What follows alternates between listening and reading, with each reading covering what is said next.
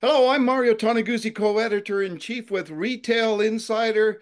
Joining me today is Dr. Sylvain Charlebois, who is the senior director of the Agri-Food Analytics Lab at the Dalhousie University. Thanks for joining us today, Sylvain. Well, thank you for inviting me, Mario. Well, the grocery business is always entertaining and interesting, especially these days. So we're going to talk about a bunch of different topics. Let's start off with Loblaw and its concept with the new no-name stores and that they've rolled out recently. What do you think of that idea?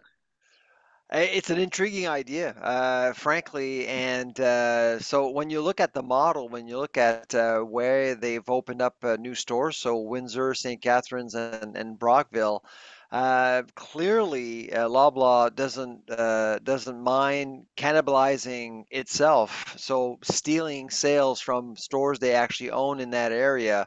And I think, frankly, they're going after other new emerging rivals like the dollar stores and Giant Tiger with no fridges, no fresh stuff. Clearly, they're trying to keep costs as low as possible and remain as competitive. And so I do think that this particular model and this particular approach will be incredibly aggressive. In a few months from now, I wouldn't be surprised if we see more of these stores pop up all over the place. What's the bottom line here of why the Loblaw is doing this and others Sobeys has done this too in the past?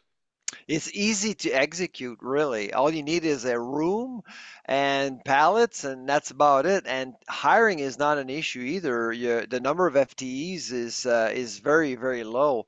Yeah, So it's an appealing model if you really want to roll out and open up new stores to remain competitive. yeah, exactly.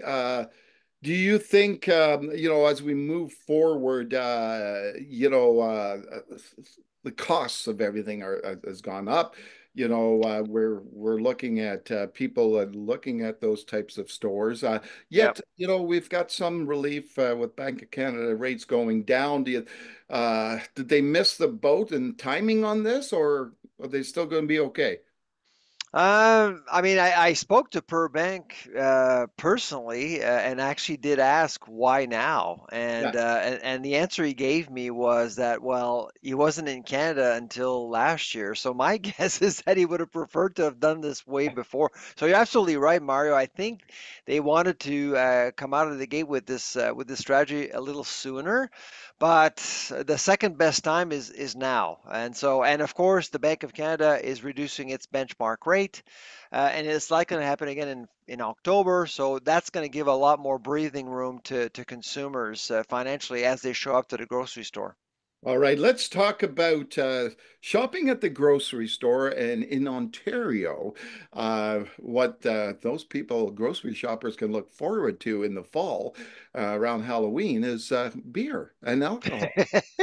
A scary thought for some. How do you think that's going to go? How do you think that's Yeah, going to listen, I think it's long overdue. I do think that we are seeing a provincial government treating consumers like adults, really. go? Now, of course, to get there was a little costly, and that's another issue, I think. But the bottom line is that I think it's actually going to give a really different approach to the grocery sector, and of course, convenience stores. Convenience stores will be able to sell beer, so they'll actually get acquainted with a new market altogether. And so I do think it was long overdue. I actually used to live in Ontario, and I've always felt that Ontarians had a very peculiar relationship with alcoholic beverages. But now I do think that the stigma will slowly disappear, and socializing alcohol distribution will likely evolve over time.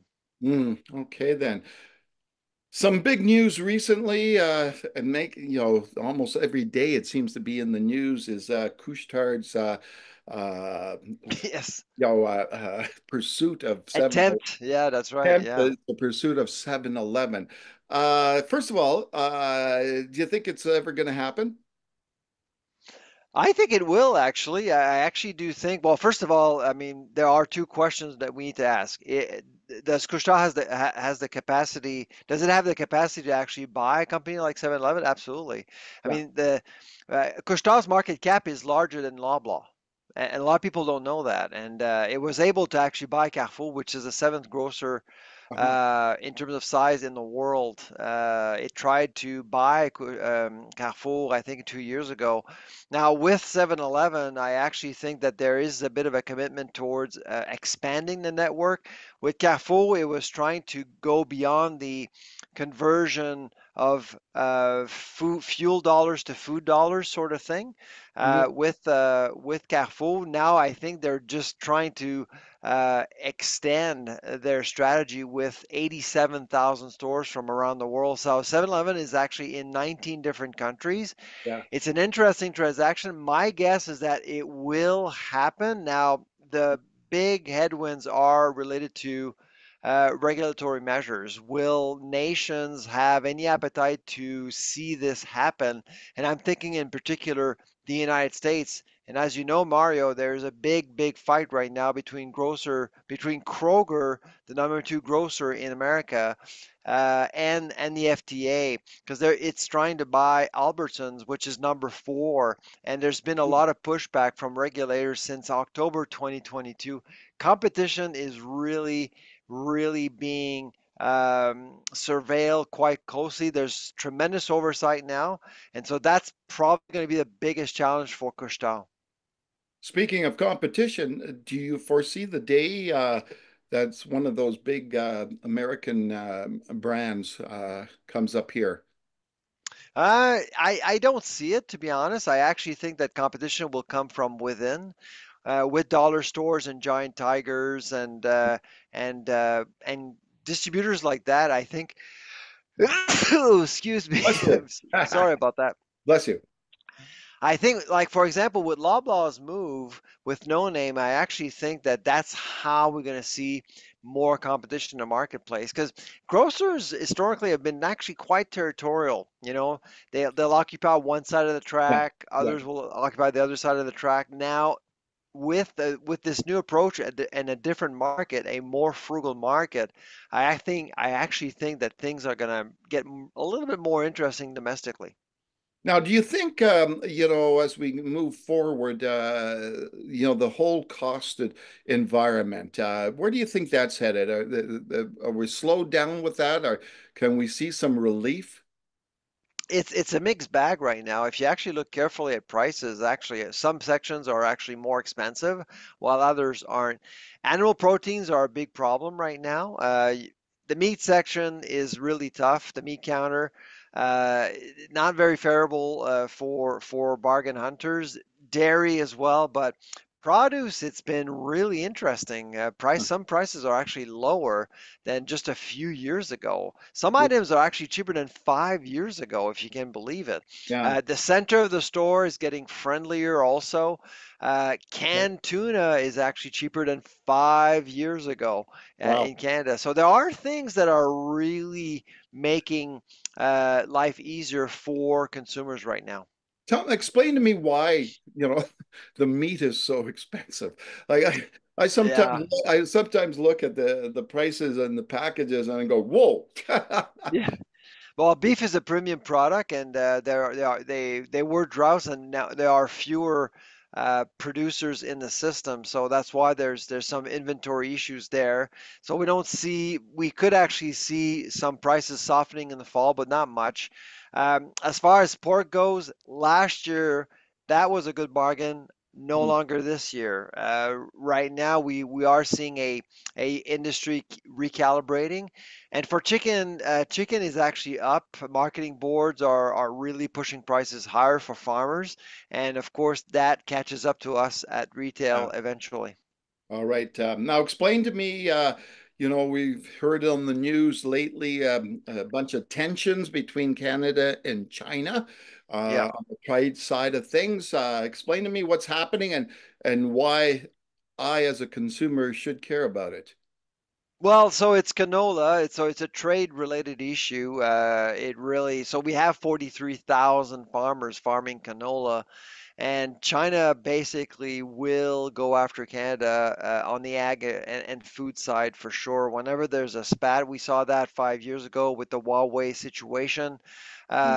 It's an easy target, and canola is very symbolic for the Chinese. Canola means Canada oil, and so they'll not go after lobster. They'll not go after other commodities. They'll go after canola first. Perhaps we may actually see other commodities, but they're just doing an anti-dumping probe, and there's no dumping going on, but it is a probe, and it has pushed prices lower, so farmers are getting less money. Will it impact Canadians and consumers? Not yet, and frankly, I doubt it will. And that's why I think China is doing this right now. But it does bring a lot of uncertainty to markets, especially when it comes to canola. And canola is a big commodity right now. Yeah, exactly. Last question for you, and it comes back to our discussion about competition. And I'm not sure which platform you posted something on your social media, but it was an interesting graphic about the growth of ethnic food stores in Canada. Oh And yeah. tell me, why that's happening. Well, it's because of the frugality of the market. If you're looking for bargains, you're not going to go to the same place anymore. And that graph really shows that people are opening up their options, and so their portfolio of stores is expanding. And Loblaws knows that, and Sobeys as well, and Metro. They're all recognizing that. So ethnic stores sales are up 11% since April, and dollar store sales, food sales are up 24%. So it's no surprise that we see companies like Loblaw opening up their own dollar stores, which Yeah, they call no name, of course. yeah, super. Well, thanks again. Always a pleasure chatting with you, Sylvain. Thank you for joining us. Take care, Mario.